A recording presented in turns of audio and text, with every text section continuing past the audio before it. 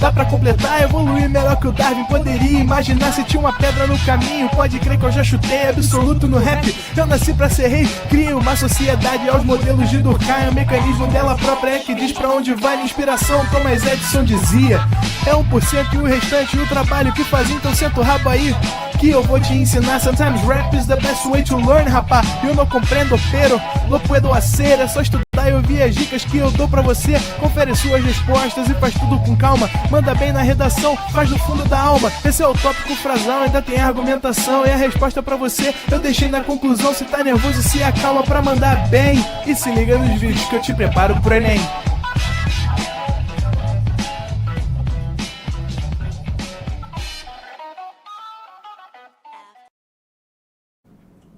Estamos ao vivo, estamos online, Dieguinho? Prolacradoras e prolacradores do meu coração, tudo bem com vocês? Por aqui Diego Dias, seu professor de literatura do ProEnem. E eu poderia passar esta bela noite lendo as conversas do chat. Eu sempre paro nesse momento reflexivo, né? Já estou me colocando como pai e David como mãe, né? Gente,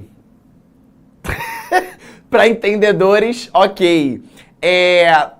E aí surge um lance da minha bolsinha da Barbie. Minha bolsinha da Barbie não foi o ratinho quem me deu, foi uma turma. Uns alunos se reuniram, né, de uma turma em que eu dou aula presencial e eles me deram a maletinha da Barbie na semana em que estreou o filme. Bom, até que hoje não foi tanta comoção no chat, né? Geralmente tem coisas mais pesadas. Dessa vez ainda não vi Pica-Flor, já ele deve estar por aí, né? Lindezas, sejam todos muito bem-vindos. Essa aula sempre preparada com muito carinho, com muito afeto, pra gente arrasar no Enem e no seu objetivo. Hoje, a gente vai fazer uma continuação da aula da semana passada. A gente ainda está conversando sobre a segunda geração, a segunda fase do movimento modernista no Brasil. Só que hoje a gente vai falar de prosa. Na semana passada conversamos sobre poesia e hoje vamos conversar sobre prosa, beleza? Então, vamos começar pelo nosso TBT. Hoje é quinta-feira, né?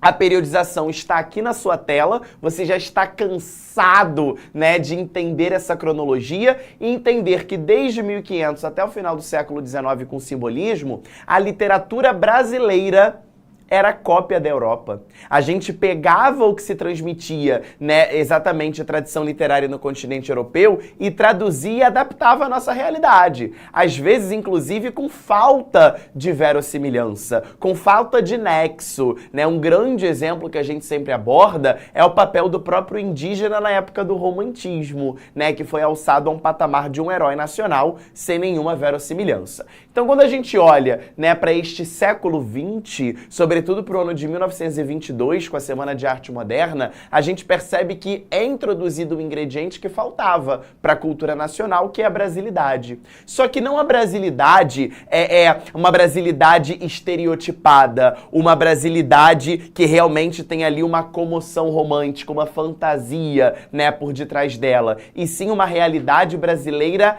real, uma realidade brasileira crítica e não idealizada como na época do romantismo. Beleza? E aí a gente começou a estudar esse movimento e percebemos a presença de 3 fases. A primeira fase a gente associou a um adolescente, lembra dessa analogia? A um adolescente rebelde, que é contra, né, as regras, que é justamente ele busca, né, um espírito de combate, um espírito de destruição daquilo que é o tradicional. Ele busca uma renovação no campo das artes. Essa geração foi de 1922 até 1930. Mas na semana passada, retomando aqui o nosso TBT, a gente começou a mapear o que seria essa segunda geração.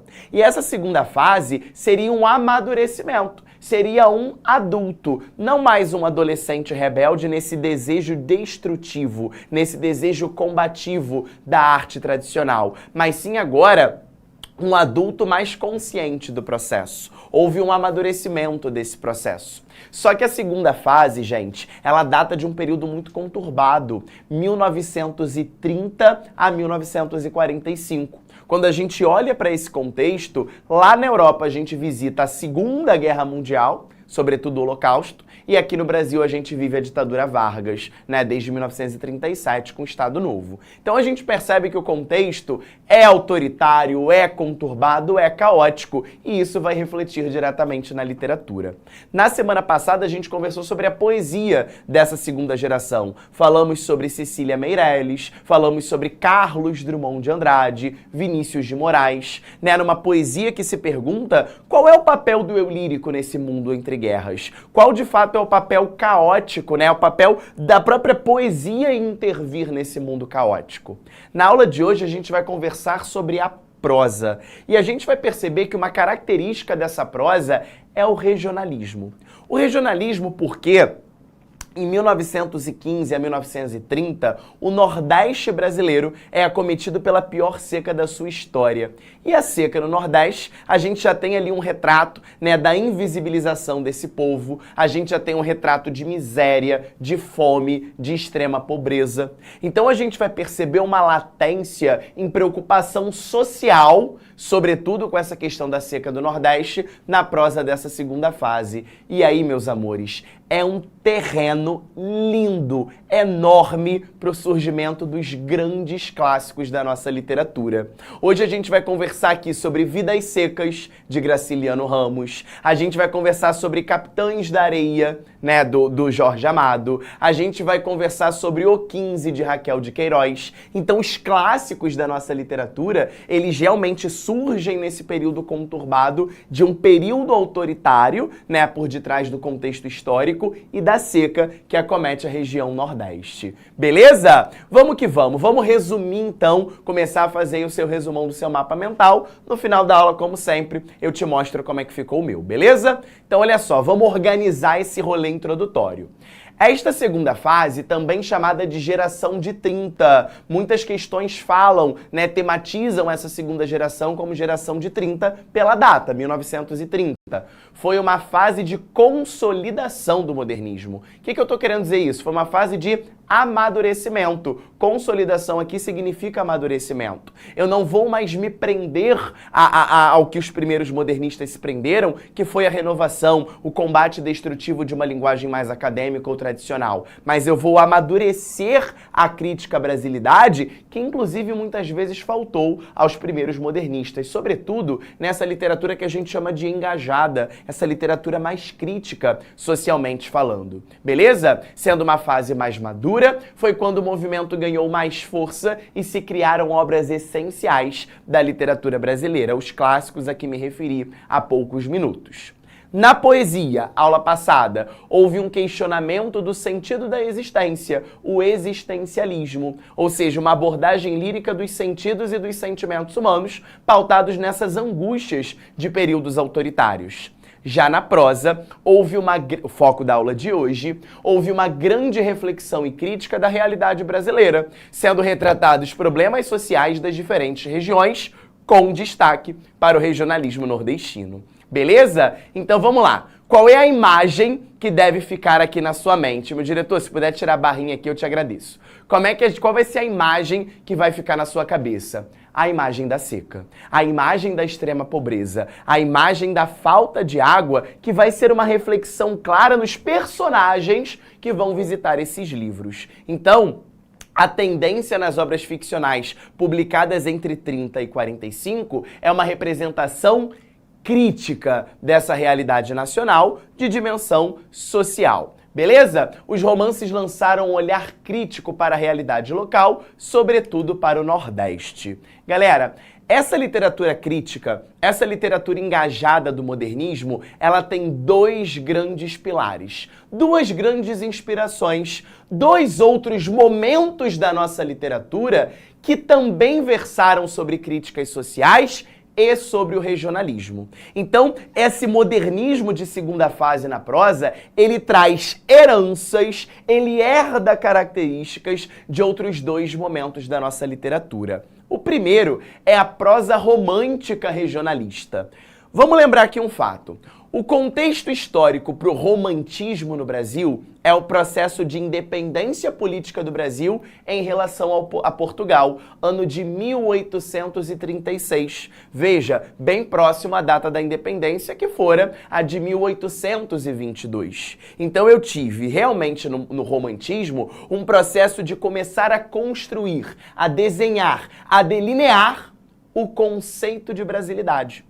E nessa construção, nessa tentativa de construir o conceito de brasilidade, a literatura foi se interiorizando. Ou seja, eu saio da dimensão da capital, eu saio da dimensão de falar somente de um núcleo urbano e começo a adentrar. Há espaço para falar sobre o sertão, há espaço para falar sobre os pampas. Então a gente percebe que essa característica de regionalizar a literatura não é uma inovação modernista. A gente já tem essa herança do romantismo. Então vejam, prosa romântica regionalista. O romance de 30, ou seja, essa segunda fase, herdou o gosto pelas investigações das relações existentes entre os espaços e os tipos humanos que neles habitam.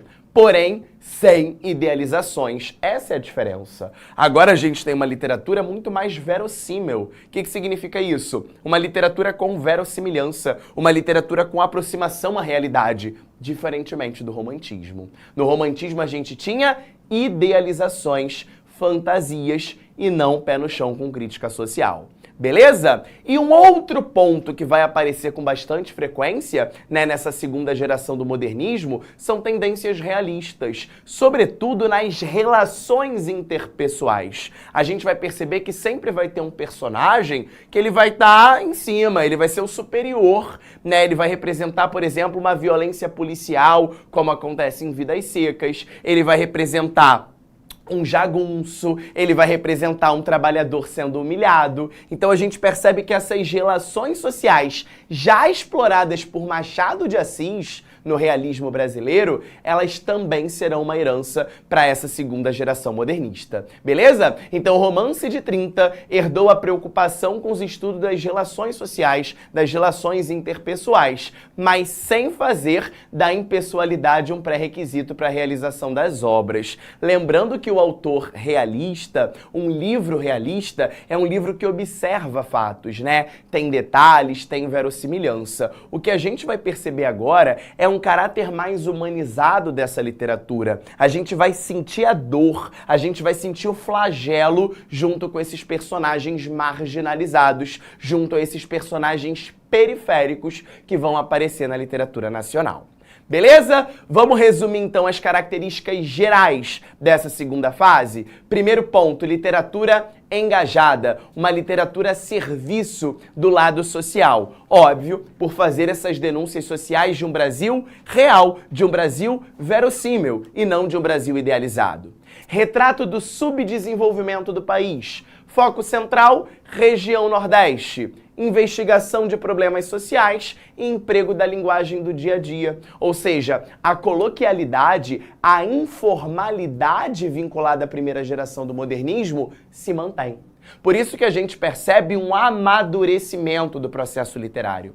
Eu tenho algumas conquistas da primeira geração que são revisitadas, que são deixadas de herança, só que agora um foco muito maior nessa crítica de pauta social. Tudo bem, amores? Até agora está tudo tranquilo? Vamos lá, tem alguma pergunta ali do Daniel. Morte e vida Severina. Pautou-se nas mesmas premissas... Ai, desceu, meu diretor. Pronto. Nas mesmas premissas da segunda fase do modernismo para sua composição? Daniel, excelente pergunta. Morte e vida Severina, você sabe que tematiza a região Nordeste. Mas ela é de um autor, esse livro, esse clássico da nossa literatura, é de um autor chamado João Cabral de Melo Neto. O João Cabral de Melo Neto é um escritor da terceira geração modernista. Foco, né, do nosso próximo assunto aqui no cronograma. E por que ele está na terceira geração? Por dois motivos, Daniel. Primeiro, um aspecto cronológico. A gente vai pautar essa literatura de segunda geração de 1930 a 1945, didaticamente. E o João Cabral de Melo Neto, ele está na terceira porque ele vai de 45 a 60. Então, por um aspecto cronológico, didático, ele é associado à terceira geração. Agora, tem um segundo que é ainda mais forte. Nesse livro, Morte e Vida Severina, a gente percebe a temática da seca, a gente percebe a própria temática da denúncia social, mas com um ingrediente que vai ser o fundamento da terceira geração, que é a reflexão linguística. Ou seja, a metalinguagem, os neologismos, a criação de palavras, né? O jogo reflexivo com a linguagem será determinante nesse livro, até pelo seu título, Daniel. Repare, não é vida e morte, não é um processo natural, não é uma vida e morte, é uma morte e vida severina. A gente vai perceber que essa terceira geração, da qual João Cabral de Melo Neto faz parte, é uma geração que brinca com essas reflexões linguísticas. Vamos falar nela também Guimarães Rosa, né, que tem um desejo inventivo, né, os neologismos criados para retratar situações insólitas no Brasil. Mas você tem razão quando você fala sobre a temática. Essa temática nordestina se mantém nessa obra com um ingrediente a mais para compor a terceira geração, que é a reflexão sobre a linguagem. Beleza, meu maravilhoso? Então sigamos. Vamos conhecer quem seriam os 5 grandes protagonistas dessa prosa de segunda geração. Primeiro, José Lins do Rego, Raquel de Queiroz, o maravilhoso, um dos meus escritores preferidos da nossa literatura nacional, que é o Jorge Amado, Érico Veríssimo e o brabo Graciliano Ramos. Desses 5, mais importante para o seu vestibular, Graciliano. Beleza? Os 5 são fundamentos para sua redação. Inclusive, você vai ver aí em temáticas sociais vários mios aí pintando para a gente usar em redação. Muito repertório sociocultural. Chuva de repertório sociocultural. Mas na parte de linguagens, o que geralmente aparece na sua prova é o Graciliano Ramos, com 2 clássicos, Vidas Secas e São Bernardo.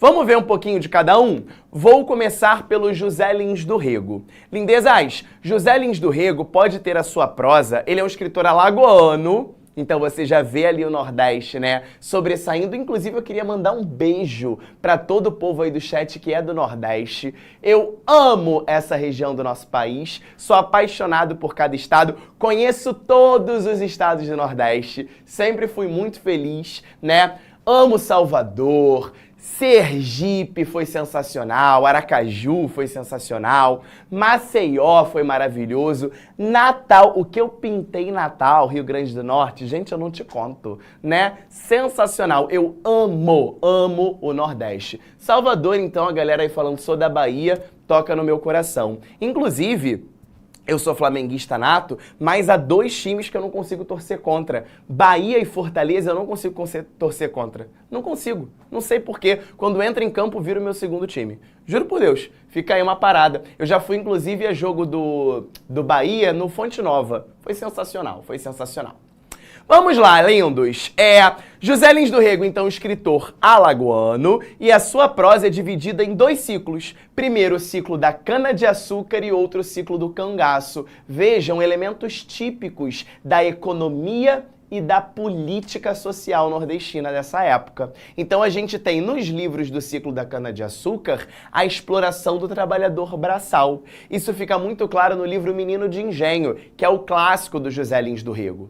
Mas essa prosa também versou sobre o ciclo do cangaço, tematizando o problema social, vinculando ali aquela figura emblemática, né, de Lampião. Beleza? Bom, falando dessa obra Menino de Engenho, por que que ela é importante para a tua redação? Por que que ela é um repertório sociocultural para a sua redação? Vejamos. Em seus romances, sobretudo em Menino de Engenho, a decadência das regiões da zona açucareira da Paraíba e de Pernambuco são focalizadas. Então a gente percebe aquela decadência, né, como até hoje trazendo reflexões sociais. A produção literária de José Lins do Rego captura muito bem a decadência econômica, política e social da região.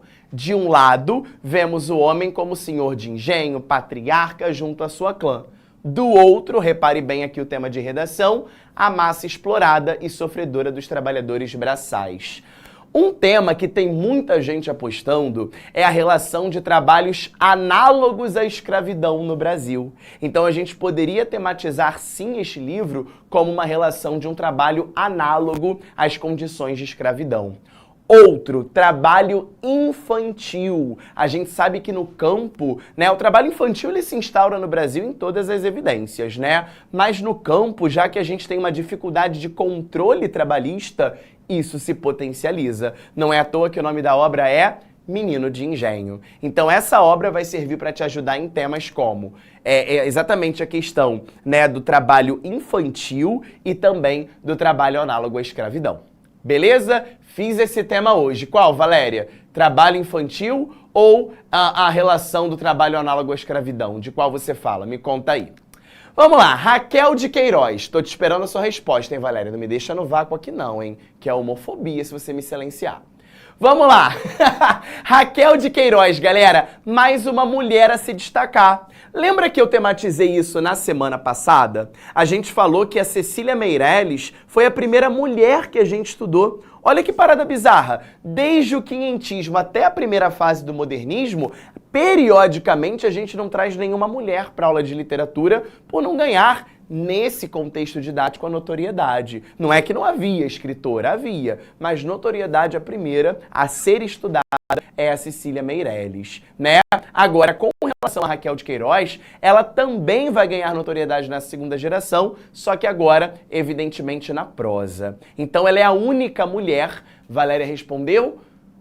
Falou pra parar e não me respondeu o tema. Valéria, eu tô esperando, Valéria. Aí, homofobia. Aí. Sofia fez de analfabetismo é bom também, já já eu vou te dizer por quê. Vidas secas, tá? Vidas secas eu vou te dizer por quê. Mas vamos lá. Única mulher a figurar entre os autores do Romance de 30, Raquel de Queiroz vivenciou de perto as consequências da seca nordestina. E o seu clássico é o livro O 15. 15 anos de seca, daí o nome do livro, né? Vamos que vamos. A autora produziu obras marcadas por uma intensa preocupação social e caracterizadas por uma linguagem enxuta e dinâmica. Aqui eu quero que você preste atenção. O que seria essa linguagem enxuta? Seria uma linguagem seca? Seria uma linguagem ríspida? Seria uma linguagem árida dos personagens como produto da sua condição social? E aí eu tô começando a olhar para questões nível Enem, que tematizam exatamente livros dessa segunda geração, mostrando que a linguagem prototípica desses personagens é produto da condição de miserabilidade, de seca, de hostilidade em que vivem. Para você ter uma ideia, eu não vou dar o spoiler porque isso é no Graciliano Ramos, há personagens que não conseguem nem formular frases, pensamentos, daí a questão análoga ao analfabetismo. Tudo bem? Vamos lá. Nesse livro, O 15, a gente tem dois eixos sendo narrados. Primeiro, a saga do personagem Chico Bento, que não é o da Turma da Mônica, tá? O Chico Bento aqui é Chico por ser Francisco, um nome muito popular no Nordeste. E aí, galera, chamar Severino, né, que o Daniel trouxe o exemplo pra gente, chamar Fabiano em Graciliano Ramos, chamar Chico em Raquel de Queiroz, são nomes que trazem essa simplicidade, são nomes simples e comuns no Nordeste, certo? E por ser nome comum, esses personagens são personagens, anota isso pra mim, alegóricos. O que é um personagem alegórico? É um personagem que não está representando apenas uma subjetividade. Ele não está representando somente ele está representando um conjunto. Ele estaria representando um grupo de pessoas. Nesse caso, o flagelo do Nordeste. Beleza? Vamos lá então. Primeiro, de um lado, a saga do Chico Bento e da sua família como retirantes de fato, né, como migrantes para fugir da seca. E de um outro lado, uma história de amor meio que proibida, uma história impossível entre a Conceição, que é uma moça culta da cidade, letrada, e o Vicente, que é um trabalhador rural. Então esse romance quase que impossível, um Romeu e Julieta versão Nordeste em 1930, é retratado de maneira bastante interessante pela Raquel de Queiroz. Beleza? Vamos que vamos. O meu favorito, cara, não tem como. Se você me perguntasse a minha escritora preferida da periodização literária, eu diria Clarice Lispector, sem medo de errar, é minha escritora favorita, e meu escritor é o Jorge Amado. Não é o Pica-Flor, tá, gente? O Pica-Flor era da época do Barroco, aqueles poemas tensos, aqueles poemas cheios de conflito. Tô fora de Pica-Flor nesse contexto, tá? Tô fora, prefiro Jorge Amado. O Jorge é de fato por mim amado, porque o Jorge Amado tematiza a Bahia. O Jorge Amado escolhe a Bahia como seu reduto literário, para fazer literatura de 3 vertentes. Então vamos lá. O autor fez em seus textos ricos retratos do Brasil, nos quais são trazidos à tona as facetas de um povo rico em etnias e culturas. Então a gente vai perceber uma pluralidade linguística nas suas obras, uma pluralidade da culinária nas suas obras, a gente vai perceber uma pluralidade em ritmos musicais, a gente vai perceber uma pluralidade nas religiões. Muitos livros do Jorge Amado trazem religiões de descendência africana com naturalidade para mostrar que isso elabora o mosaico cultural plural do Brasil.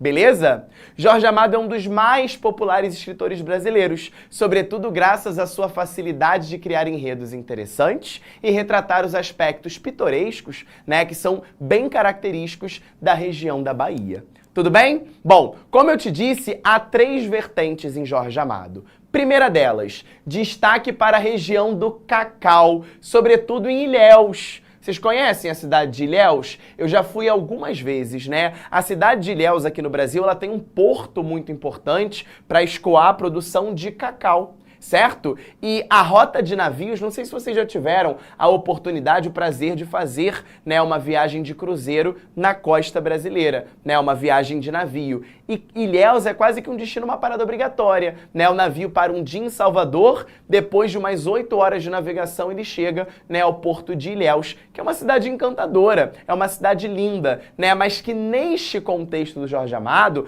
há uma denúncia da situação da opressão a que estavam submetidos esses trabalhadores rurais envolvidos na produção de cacau. Beleza? O Osmar tá dizendo que mora perto. Eu amo. Eu já devo ter ido a Ilhéus umas 5 vezes, no mínimo, tá? Umas 5 vezes.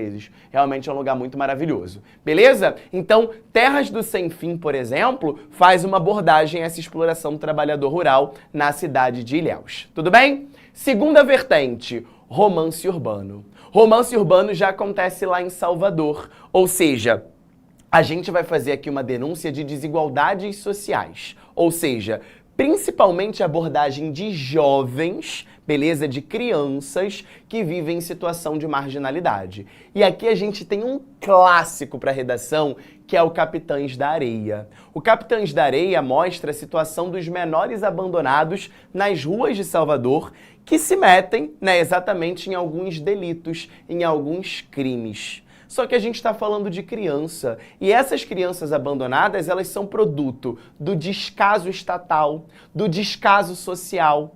Então a gente não é uma justificativa para crimes, né, esse livro, mas é uma reflexão. Essa criança sendo um produto do descaso, tanto da família quanto da sociedade e principalmente do Estado. Beleza? E a terceira e última, todo mundo conhece, a exploração da sensualidade aflorada em mulheres na sua literatura. E aqui a gente tem Dona Flor e seus 2 maridos, Tieta do Agreste e Gabriela Cravo e Canela, que se tornaram enredos muito populares porque eles viraram obras televisionadas, ou em séries, ou em filmes, ou na teledramaturgia, né? Inclusive, há pouquíssimo tempo, a Globo fez uma leitura, né, de Gabriela Cravo e Canela, com a Juliana Paz interpretando Gabriela e com Ivete Sangalo, nossa veveta maravilhosa, sendo Maria Machadão, a dona de um bordel que existe na cidade de Ilhéus chamado Bataclan. E existe mesmo, galera. Eu já fui ao Bataclan as 5 vezes que estive em Ilhéus, beleza?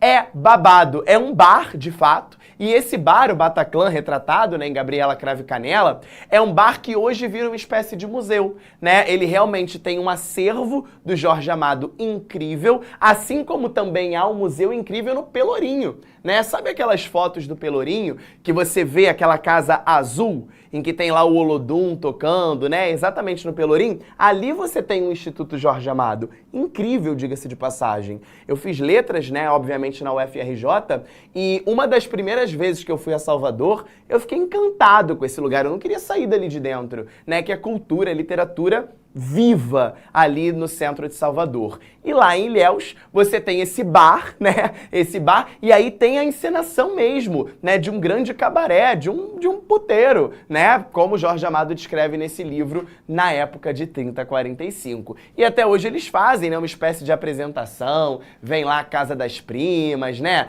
Todo mundo com aquelas... dançando, é babado, confusão e gritaria, né? A coisa mais linda, e isso é retrato de pluralidade, porque a gente está falando aqui nada mais, nada menos do que a hipocrisia, né? Esses coronéis envolvidos na produção do cacau, eles eram extremamente hipócritas, né? A gente estava falando aqui de um certo moralismo que é falso, né? Ou seja, aquele cara que é o machão, aquele cara que quer botar ordem na casa, que diz que a filha é isso, a mulher é aquilo, mas à noite ele vai pro Bataclan, né, trair, criar a família. Ele gosta tanto da família que ele tem várias, né? Então Jorge Amado tematiza essa hipocrisia, né, dentro de Gabriela Cravo e Canela. Tudo bem? Tieta do Agreste também, você tem aquela imagem, né, da mulher lá, Tieta, Tieta, coisa maravilhosa, né? Coisa maravilhosa, um suco de Brasil. Beleza? Chegamos no mais importante da noite, o mais importante da aula de hoje, que é Graciliano Ramos. Galera, Graciliano Ramos tem o clássico, talvez o livro mais conhecido, né, dessa segunda geração modernista, que é o livro Vidas Secas. O livro Vidas Secas já fala tudo, né? Vida seca é uma vida que evidentemente não deu certo. É uma vida que é produto dessa miséria, dessa condição de marginalização, dessa condição de invisibilidade a que o sertanejo está submetido nessa obra literária. Beleza? E aí a gente estava conversando sobre o aspecto linguístico dessa segunda geração há pouco e falamos sobre uma linguagem enxuta. Lembra disso? Em Vidas Secas, a gente percebe essa mesma linguagem enxuta, essa linguagem ríspida, principalmente no personagem central dessa obra, que é o Fabiano. Galera, o Fabiano ele não consegue se comunicar. Há um personagem nesse livro que seria exatamente o seu opositor, que seria uma espécie de vilão da história, que é o Soldado Amarelo. O Soldado Amarelo, ele representa bem a questão da violência policial, beleza, nessa obra. E o Fabiano e a sua família, eles ficam tão intimidados com a presença desse Soldado Amarelo que lhe faltam as palavras a Fabiano justamente para conseguir se expressar, para conseguir se comunicar. E isso tem a ver com esse processo da aridez, né? Exatamente da secura, dessa linguagem enxuta, dessa falta de comunicação desse personagem que se torna um cara hostil. Beleza? Esse sertanejo que acaba sendo um retrato de toda humilhação, um produto, né, de toda humilhação em que ele vive. Os filhos do Fabiano não têm nome. Filho mais velho e filho mais novo, filho maior e filho menor. Olha que repertório interessantíssimo para a redação do Enem de 2021. Lembra qual foi o tema de 2021? Invisibilidade e registro civil. Lembra disso? Lembram desse tema? A falta de documentação civil que faz com que pessoas não sejam registradas e por isso não tenham acesso à cidadania. E quando a gente fala em cidadania, galera, direitos e deveres. Amor, como é que pode? Você não tem nome. Aquilo que seria algo mais genuíno, aquilo que seria seu por essência, que é o seu nome. Como você é conhecido, como você é reconhecido, como você se apresenta, você não tem. É meu filho menor, meu filho maior, meu filho mais velho, meu filho mais novo. Então não ter nome, não ter certidão, não ter identidade, reverbera uma série de problemas. Inclusive o acesso básico a direitos, né, na questão da cidadania. Tudo bem? Pensando nisso, né, para mim foi o melhor repertório, né, de 2021. Eu vi o tema Invisibilidade e Registro Civil, me veio à cabeça logo a questão do Fabiano com seu filho maior e filho menor. Agora, me veio à cabeça também um repertório interessantíssimo para esse eixo de criança e adolescente, que é o Chaves. Você já viu esse seriado? Já, tu conhece, não conhece? Ou é da minha época? É da minha época, óbvio, mas você já viu? Isso, Chaves, o seriado mexicano? Com certeza já, né? Chaves, Chiquinha, Kiko, Seu Madruga, tu tá ligado do que eu tô falando. Galera, qual é o nome do Chaves? Não é Chaves. Chaves, se a gente vai fazer uma tradução ao espanhol, Chabo, né, que seria o Chavo del Ocho, o Chabo significa o quê? Muchacho. E o que é muchacho em espanhol? Moleque, garoto, menino. Então qual é o nome do Chaves? Menino, moleque, garoto, ele não tem nome. Olha que repertório também sensacional. Olha como é que a gente consegue um diálogo cultural de um livro de literatura brasileira com uma parada que é próxima a você. Talvez você nunca tenha lido a obra de Graciliano Ramos. Está perdendo, tá? Te convido a ler. Mas você pensa nesse diálogo e você chega num repertório tão rico quanto, que é um seriado de TV, né, que traz exatamente vários problemas sociais vinculados à criança. Pensa comigo, o Chaves representa a falta de registro civil, né? O Chaves não tem nome. O Chaves representa o trabalho infantil. O Chaves representa a alienação parental. O Chaves representa o bullying na escola. O Chaves representa a agressão física, ele tá sempre levando uma porrada do seu Madruga e já tá banalizado. O Chaves representa a fome e a extrema pobreza. Ele tá sempre doido por um sanduíche de presunto. O Chaves é vinculado à ausência de políticas habitacionais, porque obviamente ele tá ali, né, vivendo quase que o tempo todo dentro de um barril.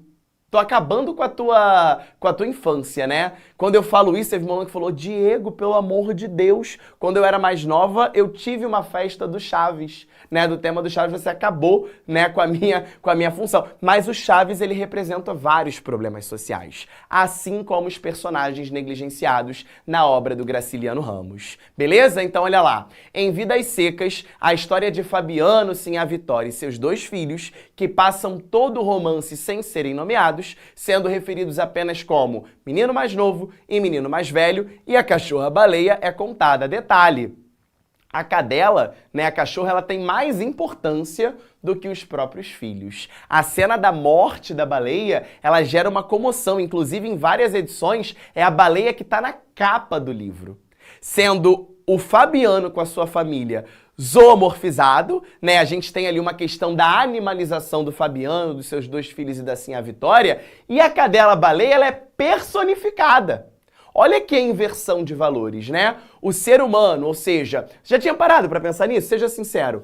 O Fabiano, né, a dona Vitória, Sim a Vitória, que é a mulher dele, e os 2 filhos, mais velho e mais novo, eles são animalizados. Eles são zoomorfizados nessa obra. Já a baleia, ela é humanizada, né? E a gente se comove com a baleia. A cena da morte da baleia... Tem o filme é muito antigo. A cena da morte da baleia é a mais comovente. Ou seja, você não se comoveu com o processo da zoomorfização do ser humano, mas quando morreu a cadela, você se comoveu. Olha como a nossa comoção é seletiva. Não é verdade? Bom, não que não tem que ficar chateado pela baleia, óbvio que tem que ficar. Mas e o Fabiano, né? Pensa nele também. Vamos lá. Eles são retirantes que fogem da seca e vivem de tomar conta momentaneamente de propriedades alheias. Daí a figura do soldado amarelo que eu te falei. No romance, composto por capítulos bastante independentes uns dos outros e dotado de uma estrutura cíclica. O que é o cíclico? Aquela história vai acontecer sempre. Não é só o Fabiano, são vários nordestinos na mesma situação.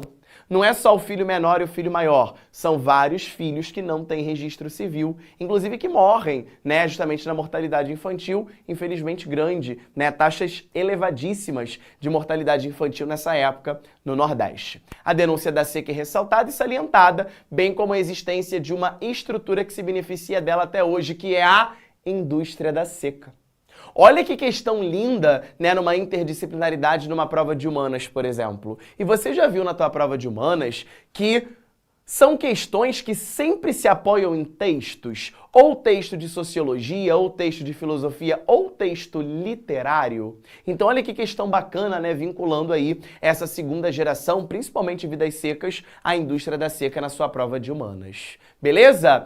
Algo muito parecido acontece em São Bernardo, vai nessa mesma linha de raciocínio, né, de personagens que vivem dentro dessa questão da seca. E pra gente terminar a aula de hoje, o Érico Veríssimo, ele é um ponto fora da curva. Enquanto a gente falou de José Lins do Rego, Raquel de Queiroz, Jorge Amado e Graciliano Ramos tematizando o Nordeste, o Érico Veríssimo, ele trabalha a região do Sul. Então, por isso que eu estou dizendo a você que ele é um ponto fora da curva, né? Ele não fala sobre a questão do Nordeste, mas ele tematiza exatamente o Sul. os Pampas Gaúchos. Então, diferentemente da maioria dos prosadores da segunda fase modernista, cujo foco foi a atenção da região Nordeste, o escritor gaúcho Érico Veríssimo lançou seu olhar principalmente para os Pampas do Rio Grande do Sul.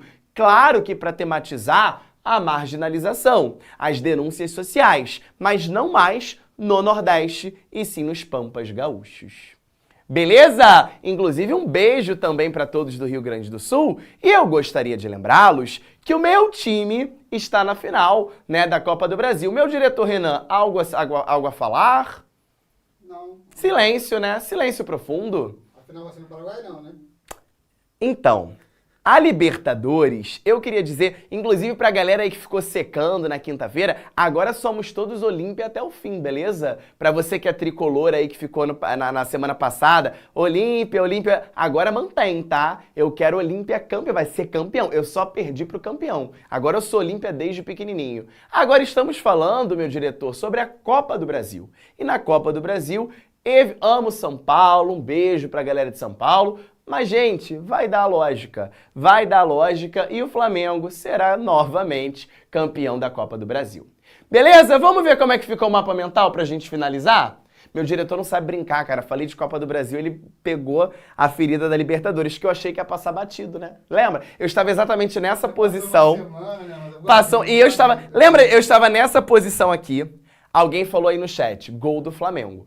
Na minha cabeça, né, pensei, ora, já saímos do Maracanã com 1-0, o jogo já está 2-0. Pensei, vou chegar a casa, né, olhar a lua e comemorar que estou nas quartas de final da Libertadores. Não sei o que aconteceu, eu não sei te dizer. Eu não sei te dizer que quando eu liguei a televisão, já estava 3-1. Aí eu falei, o que tá acontecendo? Não consegui, tá?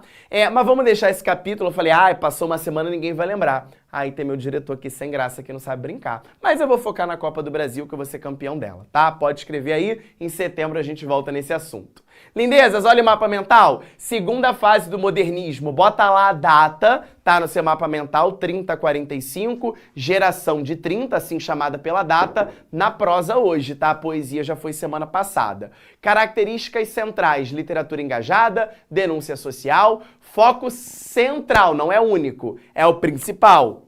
Seca do Nordeste e as investigações sociais, né? Exatamente uma introspecção nessa análise dos personagens. Isso produto de dois outros movimentos literários, a prosa romântica regionalista e o realismo. Beleza? Principais autores com obras: José Lins do Rego, Menino do Engenho, falando da economia da cana-de-açúcar e da exploração dos trabalhadores braçais. Raquel de Queiroz, O 15, temática da seca no estado do Ceará. Me faltou essa informação, né? Temática da seca no estado do Ceará. Jorge Amado, várias vertentes. A que mais tem aparecido no Enem, a questão dos menores abandonados, a questão dos conflitos sociais na cidade de Salvador, sobretudo em Capitães da Areia. Graciliano Ramos, Vidas Secas, essa história que a gente acabou de resumir aí do Fabiano, e o Érico Veríssimo sendo ponto fora da curva, porque ele não fala do Nordeste, e sim dos Pampas Gaúchos, numa obra incrível chamada O Tempo e o Vento. Beleza? Então dá o seu printão aí, depois você vai me mandar o seu mapa mental para ver como é que ficou, pra gente trocar uma ideia. Me marca lá, @prof.diegodias, pra gente trocar essa ideia literária. E na semana que vem, nós vamos fazer uma aula de exercícios, beleza? Vai ser uma aula em que a gente vai revisar pré-modernismo, vanguardas europeias, Semana de Arte Moderna e o modernismo nas suas primeira e segunda fases. Beleza? Então vai ser uma aula para a gente conversar só sobre questões modelo Enem, para a gente ver se de fato este momento da nossa periodização está adequadamente consolidado. Beleza? Lindezas, um beijo enorme para vocês. Eu queria terminar essa aula falando só uma coisa para você, tá? Talvez você nem entenda direito o que eu vou te falar, mas meu coração tá pedindo isso. Às vezes a gente não tem dias bons, né? Hoje o meu dia tava legal, aí sempre acontece uma coisinha ou outra que tira a gente, né, do eixo. E, de certa forma, o meu dia hoje tava de uma forma que eu não gostaria que tivesse. Aconteceu um problema e acho que todo mundo passa por problemas, né? Mas estar com vocês, trocar essa ideia com vocês, brincar com vocês ali no chat, tentar passar o pouco que eu sei de literatura para vocês e trazer, né, exatamente esse carinho, receber esse carinho ainda que de forma virtual, mudou a rota do meu dia. Então eu precisava ter terminado o meu dia aqui com vocês. Realmente vocês são especiais e eu espero que eu esteja retribuindo não só esse carinho, mas principalmente essa atenção que vocês me dão, chegando aí não só com conteúdo, porque eu acho que conteúdo todo mundo tem. Você tem professores excelentes, tem democratização de educação em vários lugares, mas quando a gente se diferencia pelo bem que a gente faz, pelo carinho que a gente leva ao coração das pessoas, eu acho que isso muda o rumo de várias relações. Tá bem? Um beijo grande, estamos firmes, fortes, juntos, unidos. Semana que vem, aulinha de exercício pra gente lacrar. Beleza? Beijo lindo, tchau, tchau. Até semana que vem. Assista nossas aulas a hora que você quiser. Vem com o Pro, o cursinho online que mais aprova no Enem. Assine em proenem.com.br. We gotta celebrate the